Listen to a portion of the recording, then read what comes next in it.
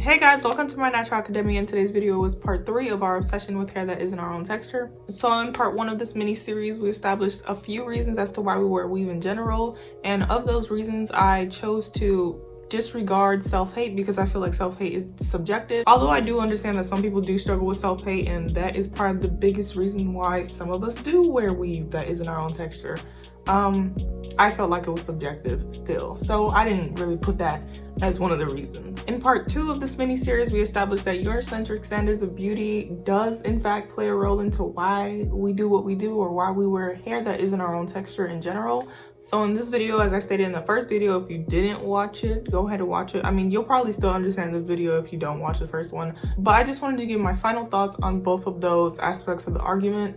I understand that there's many more reasons that I probably didn't state throughout this little series. This is just my own opinion and thoughts on everything that I have gathered thus far. All right, so when it comes to the reasons why we wear weave, we established that versatility, convenience, idolization, assimilation, as well as the act of protecting your hair or using weaves as a low manipulation hairstyle were part of the biggest reasons why we wear weave. As far as the versatility argument goes, or being able to switch from weaves to a leave out to knee length wigs, as well as playing around with colors that you wouldn't normally do on your own hair, you know, because that would cause damage to our own hair. In my opinion, when it comes to versatility, I feel like natural hair is just as versatile as any weave that you can put on your head. Like, say for example, if you get a short bob wig, you wouldn't really do anything else or any other styles with the short bob wig unless you get another hairstyle. You know what I mean? I don't know if I'm making any sense, but like, your natural hair sits on your head. There's multiple things you can do with your natural hair,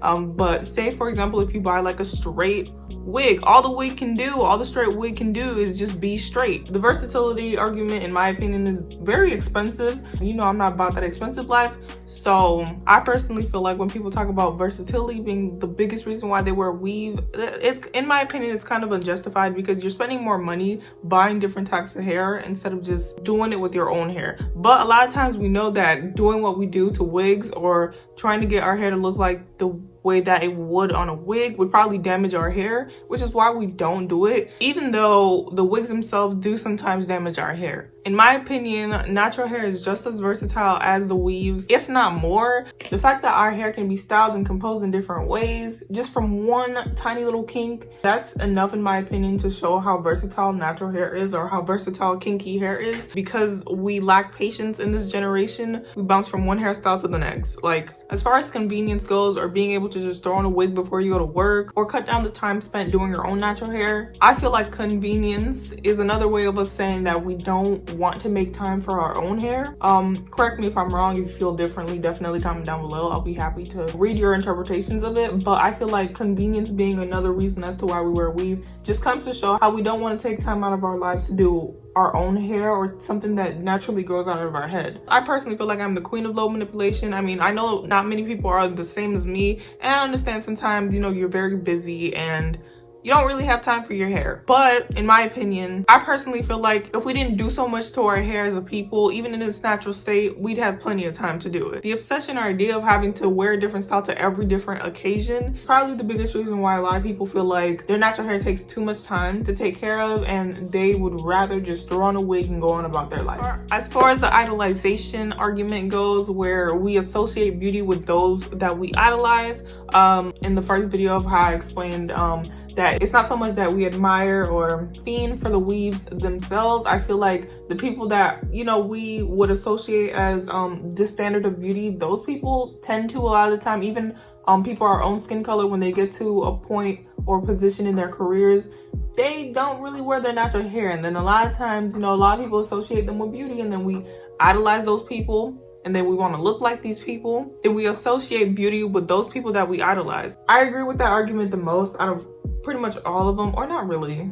There's more to come, but anyways, I agree with that argument a lot because it makes a lot of sense. I feel like sometimes we as people can put weaves on a pedestal, but the majority of us, I don't think we would choose, or if we had the option, let me speak for myself. If I had the option to pick my own hair and a 13-inch wig or a 26-inch wig, I'd choose my own hair. Say for example, if you had the option to choose one wig of your choice for the rest of your life, or wearing your own natural hair, how many people do you think, or how many people in our community do you think would actually pick their own natural hair? I think a good 60% of our community would pick their natural hair and 40% wouldn't. When it comes to us using weaves as a way to decrease the manipulation that we do to our own hair, or wearing weave as a way to protect our hair, in my opinion, that's kind of justified, but at the same time it's not, because you don't need weave to protect your hair. In my opinion, you can protective style your hair with your own hair. You don't have to add hair to protect your hair. Like my twist, for example, my hair is protected. My hair is tucked away in a little bun back here.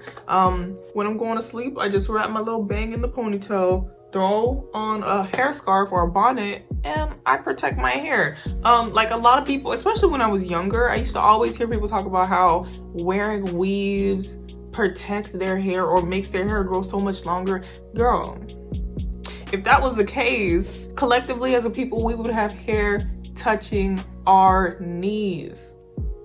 I'm not gonna say that we don't, because we do have a few people in our community that does have hair touching their knees, but at the same time, the numbers aren't matching, okay? If we have to count every single Black woman that has been wearing weaves since, what, grade school, elementary school, whatever you wanna call it, to the amount of hair growth that they've gotten from wearing these weaves, the numbers aren't matching is all I'm gonna say on that. You don't need weave to protect your hair. You can protect your hair with your own hair. All in all, it's a trash reason, okay? It's a trash reason. But I do understand that for some people who like to always put their hand in their hair, if they see their hair, then they're gonna touch it. For example, with myself, whenever I have my hair in twists like I do right now, I constantly fiddle with the ends. Like I'm always like breaking or snapping any knots. It's a really bad habit that I need to get out of, and I forgot that's why I don't like wearing twists until I started wearing them again, and I was just like, wow, I have an issue. And when I wasn't, I was kind of itching like a little crackhead. Okay, I probably shouldn't leave that in the video. But anyways, I do understand that some people, when they wear weaves, you know, you don't really see your hair, so you don't have the temptation of always having to touch it, or always having to manipulate it, or always having to like fiddle or braid it, or mess with the ends and stuff like that. I understand that, but girl, you're a grown woman. Self-control, okay? Self-control. That's why I like to put my hair away, because if I have it down, I'm going to mess with the ends, or I'm going to mess with the middle. I'm just gonna redo or re-braid or retwist every single braid or twist on my head. Put it in a ponytail. Forget that it's even there. When it came to the assimilation argument, in my opinion, the way that I interpreted the assimilation argument is that we deem Eurocentric styles as acceptable or normal in this society, or we put Eurocentric styles or standards of beauty on a totem pole, I should say, as if it's some sort of god or some sort of object that needs to be worshipped. I feel like in some ways that we do view Eurocentric standards of beauty as like the ultimate form of beauty, and that I feel like plays a major role as to why we wear hair that isn't our own texture specifically, because in a lot of ways, natural hair isn't really seen in the best light even today, and it's 2021. A lot of people don't even see natural hair as being acceptable even in our own culture. There's a lot of actual history that goes behind the whole Eurocentric standards of beauty being pushed over just natural Black standards of beauty. That's not really the topic of this video, so I'm not gonna get too much into it. Assimilation, I can definitely see how that plays a role into why we wear weave, because it just makes sense. We try to assimilate with those around us or those in our society, and it has been proven time and time again that the way we carry ourselves, the way we wear our hair, could be the difference between having a job and not having a job, or being respected by a certain group of people and not being respected by a certain group of people. So yeah, taking all that into consideration, I feel like assimilation does play a major role as to why we wear hair that isn't our own texture. I know some people are going to be like, no, we put our own twist to the wigs, we put our own twist to the weaves, yada yada yada yada. But nonetheless, it plays a role into why we wear hair that isn't our own texture. We want to assimilate, we want to look like everybody else, or not necessarily look like everybody else, but just fit in to this chaotic mess we call a society. With all that being said, I'm not trying to sit here and bash, disrespect, or belittle anyone who chooses to wear weave or chooses to wear hair that isn't their own texture. This is literally a question that I've asked myself for a very long time, and I thought, you know, why not just do my own research about it instead of waiting for someone to answer it for me. So yeah, if you are one of those people that do wear weaves, go ahead and do you, boo. I don't really care, okay? You are your own woman, you are your own man. Do whatever you see fit, okay? That's just you and your own conscience. But something that I don't feel like I touched on at all within this series is a representation within the Black community of our Blackness. I feel like sometimes, like, I hope this correlates with the weave argument. I really do. In my mind it does, but I don't know if when I say it out of my mouth, it will. So I hope you are following along with me. When it comes to our own community, there are a lot of people that disregard their Blackness or disregard certain features of themselves that they quite frankly just don't like, or would rather something else be replaced with it. Weave is just one of those things. I feel like a lot of the time, guys, we beg for representation in the media. We beg for representation in every aspect, especially in today's day and age with cancel culture and stuff like that. We beg for representation everywhere. If it's not a Black actress, we're begging the white man to put a woman with natural hair in videos. And the main people that are requesting these, I've realized, are the ones that don't represent the very thing that they're asking for. I feel like that's a big thing in our community that a lot of people just disregard. Like, as long as my child gets to see a little doll with natural hair, how about you first represent in your own home before you ask somebody else to represent outside of their own? I mean, I understand it's nice to see representation. Shoot, if I had a daughter, I would want her to be surrounded with people that look like her, surrounded with things that remind her of her own culture. But sitting here with the 35-inch Brazilian wig on your head, begging for the white man to show representation of your people when you haven't worn your natural hair since what, 2012? I just feel like it's a bit hypocritical and a little bit ignorant. I feel like the media portrays us when they do show a little bit of representation as either the best representation or the worst. So if it's not the best, or showcasing us in, you know, straight hair, because that's what they deem as a good looking Black woman, or what we've shown them. If it's not a Black woman with blown straight hair, when they represent us in our good light, it's a Black woman probably at her lowest point in a movie, doing a scene of some sort of mental health issue or whatever. I don't know if you guys are understanding where I'm coming from, but what I'm ultimately saying is, like, what we present to them as the best versions of ourselves is how they're going to look at it. So when we go to these functions and we're getting all dolled up and we're getting all dressed up and we throw on a wig to go to their functions, they're like, oh, this woman looks decent. This must be what they look like when they're at their best. I hope this is making a little bit of sense. I really do, because it's making sense in my head. But sometimes I don't really know how to speak what I'm thinking. So I hope you're following along. But we can also argue that the people that are asking to be represented in the media are probably the ones wearing their own natural hair, because if you don't really care for your own natural hair, you wouldn't be asking for representation. So say if somebody's become really complacent with wearing weave, they probably don't care very much to ask for representation. You can argue that, which in a way that makes a lot of sense, or more sense than what I stated previously. But in my opinion, it seems like more of a collective thing than it does a specific group or a specific type of Black woman. It just seems like everybody's asking to be represented, and what we are asking to be represented for, we don't really represent ourselves as such. That was just a thought process that was going through my head. Aside from that, I find it really weird how weaves has become a staple in our culture. It's very normal for us to wear hair that isn't our own texture. It's like nobody says anything about it. And the biggest argument of like people wearing weaves that isn't their own texture is, our hair can look like that. Our hair can look like that too. But can it really, girl, without it falling out your head? Like, we like to sit and practically cancel anybody who dares to disrespect our culture, but we will sit here and be ignorant to everyone else's culture. When I say ignorant, I don't mean like